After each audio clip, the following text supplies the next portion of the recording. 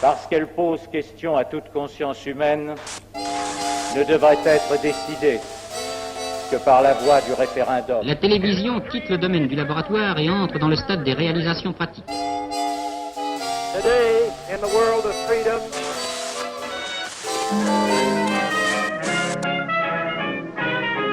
Au studio des PTT, les nouveaux appareils de transmission sont braqués sur les interprètes de cette séance de gala diffusée par la Tour Eiffel. Bonjour, c'est avant J'aimais pas la politique et nous sommes toujours au Café Français. Nous accueillons Thérèse Athanase, merci d'avoir accepté notre invitation. Vous avez été pendant plus de 25 ans conseillère municipale à Viry-Châtillon et vous venez de sortir aux éditions Au cœur du monde édition un ouvrage qui s'appelle De poinçonneuse du métro à conseillère municipale, l'ascension professionnelle et politique d'une Antillaise combative et positive. Et on va commencer comme toujours dans l'émission, par une petite photo de vous. Vous avez une dizaine d'années sur cette photo. Oui, vous êtes en Martinique, oui. À Sainte-Thérèse. Vous êtes originaire de Sainte-Thérèse. Je suis originaire de Sainte-Thérèse, en effet. Et là, vous faites partie des Scouts de France. Voilà. À quoi rêvait cette petite Martiniquaise? Eh bien, au voyage, comme tout le monde. Hein. Oui. Je rêvais de partir, peut-être en Amérique. En Amérique, hein, pas, en métropole. Après, en métropole, oui. C'était les États-Unis qui vous faisaient rêver? Oui, parce que j'avais des amis de ma mère qui étaient partis, oui. Alors donc j'avais... Où ça? Ils étaient dans... je ne connaissais pas très bien. Ouais. Mais enfin, c'était les États-Unis qui vous faisaient rêver. Oui, je voyais bien. Et puis, il y avait le président Kennedy qui avait un petit donc peu on était au début des années 60. Voilà. Et tout compte fait, je suis partie en métropole. Oui. Et ça m'a permis de découvrir beaucoup de choses. Alors, ce départ en métropole, on est bien des années plus tard, c'est 1966. Oui, vous avez 22 ans. Exactement. Qu'est-ce qui fait que vous partez? Alors, il y a à l'époque ce qu'on appelle le Bumidum, le bureau. Non, je ne suis pas partie. C'est pas lié à ça? Non, je ne suis pas partie avec le Bumidum. Je me suis mariée en Martinique. Oui. Parce que on disait avant, le fiancé, mon fiancé avait passé des concours, des PTT, il était déjà sur place. Lui, il est parti en 62 et moi, il est revenu en congé bonifié. D'accord, oui. Nous nous sommes mariés. Et donc, vous l'avez suivi? On est repartis tous les deux en 66. D'accord. Voilà. Et quand vous arrivez, donc c'est Viry-Châtillon? Non, pas du tout. Nous sommes arrivés à Paris. D'accord. En ce temps-là, c'était des tout petits logements. Donc, il avait fait le nécessaire pour que je sois quand même logée, non pas comme certains à l'hôtel, mais dans un logement. Et pourtant, il m'avait avisé, mais j'ai pleuré les larmes de mon cœur. Les conditions des Antillais qui arrivaient en métropole étaient difficiles. Exactement. À l'époque. Et donc, vous travaillez ensuite à la RATP, c'est ça? Non, parce que je voulais être infirmière. Sage-femme. Oui. Et puis, tout compte fait, quand je suis arrivée, mon mari, nous étions mariés, mon mari me dit non, ça sera trop compliqué, trop difficile. J'avais suivi des cours d'infirmière. Il m'a dit, tu sais, ici, c'est pas facile pour les Noirs, pour les Noirs de travailler dans les hôpitaux. Ah bon, et je ne veux pas faire femme au foyer. Donc, il fallait trouver une solution. Il a une cousine qui travaillait déjà à la RATP, et je me suis permise de lui dire, écoute, je veux travailler, je ne veux pas rester. Alors du coup, elle m'a donné, j'ai fait les démarches nécessaires pour entrer à la RATP. Oui, après vous passez des concours, les échelons. Voilà, et vous vous retrouvez au ministère de l'Équipement. Alors quand j'ai voulu, j'étais au réseau ferré, quand j'ai voulu entrer dans les bureaux, comme on dit, ça a été un petit peu plus compliqué. Et pourtant, je suivais les formations et autres. Et du coup, j'ai laissé la RATP après 8 années, quand même. Et j'ai suivi des cours chez Pigier. Pigier, j'ai eu mon diplôme.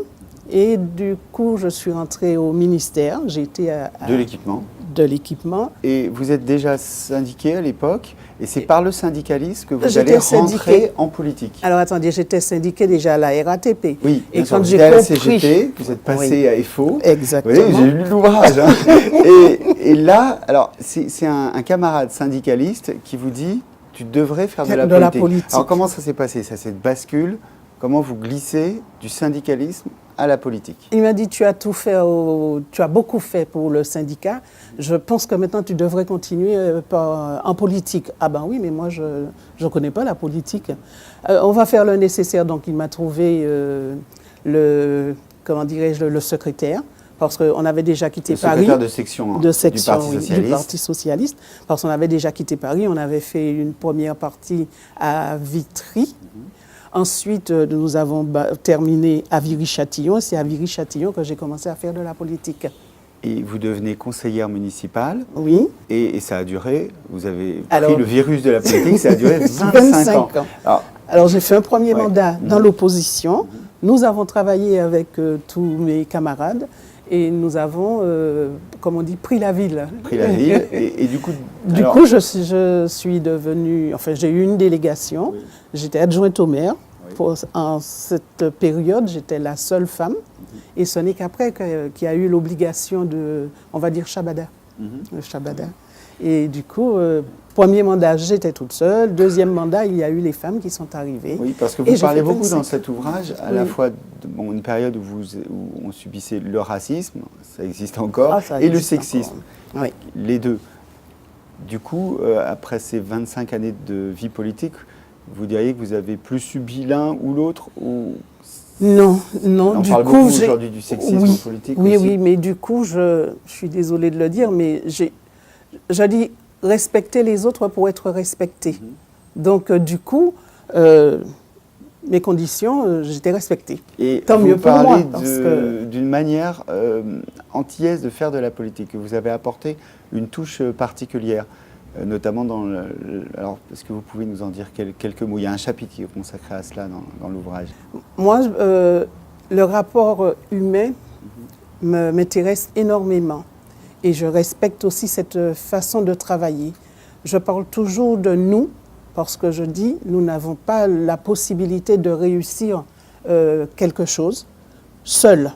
S'il n'y a pas toute une équipe derrière, c'est impossible. Alors donc, je travaillais toujours avec le respect des autres et en m'initiant dans le travail des autres et en apportant ce que moi je peux apporter pour que ma délégation soit réussie, quoi. Il y a un chapitre aussi consacré à votre identité.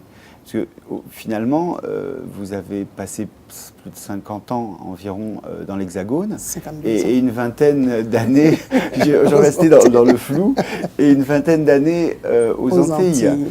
Et vous dites néanmoins, mon identité, elle est antillaise. Alors qu'est-ce que ça veut dire? Vous parlez d'identité première. Qu'est-ce que ça veut dire? Ça veut dire rester antillaise alors qu'on a vécu plus de temps dans l'Hexagone. Oui, ça veut dire que je n'oublie pas mes origines. Quoi qu'on fasse, on a des origines, il ne faut pas oublier ses origines. Il faut savoir d'où on vient, tout en s'adaptant, mais faire quelque chose de positif. Oui, parce que vous vouliez, votre idée de départ, c'était de repartir aux Antilles. Comme tous les Antillais. Voilà. On quitte les Antilles, on arrive et on se dit on va travailler. Et à la retraite, on retourne. Mais entre-temps, on est allé aux Antilles pour des vacances. On se rend compte que les amis, au fil du temps, vous finissez par ne plus en avoir. Les parents... Et au contraire, vous en avez dans l'Hexagone. Et voilà. Cool. Les parents, c'est la vie, hein. Ouais. Et quand vous regardez derrière, vous vous dites, mais attendez, il y a les enfants qui sont arrivés. Les enfants ont des amis ici, ils ont fait leurs écoles ici, les études ici. On n'a plus d'attache aussi importante que sur l'Hexagone. Alors du coup, on est resté ici puisqu'on a construit notre maison à Viry-Châtillon et voilà. On termine toujours dans cette émission par un petit portrait culturel. L'ouvrage que vous conseilleriez ou l'auteur que vous conseilleriez? Je lis beaucoup, hein. Je lis toutes sortes de livres et je n'achète même pas beaucoup parce que mes enfants me disent « Tiens, on sait que ça va te plaire. » Mais un dernier livre qui m'a été offert, c'est Pierre Rabhi. Votre raison d'espérer? Nous avons fait en sorte qu'il y ait de l'amélioration dans notre vie. Et je pense que, quoi que ça soit très difficile, je pense qu'il y a beaucoup d'avancées, il y a beaucoup de travail de fait et qu'on devrait continuer à améliorer la vie des humains. Et du coup, il y a peut-être un lien avec votre personnage historique préféré ou qui vous a marqué? Ben, de écoutez, l'histoire de France ou du monde? Oui, j'ai beaucoup suivi l'histoire de Mandela. Beaucoup. Et je crois que c'est un exemple pour beaucoup. Ceux qui oublient justement d'où ils viennent, c'est un rappel. C'est un rappel aux sources. Et bien sûr, j'ai eu aussi l'occasion de rencontrer le président de la République, François Mitterrand. Oui, bien sûr, parce que vous avez écrit une lettre.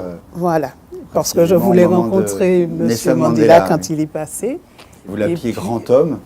Du coup, François Mitterrand vous a dit pourquoi pas moi. Voilà. Alors, je lui ai expliqué, lui, il a fait de la prison 30 ans pour avoir le droit de vote.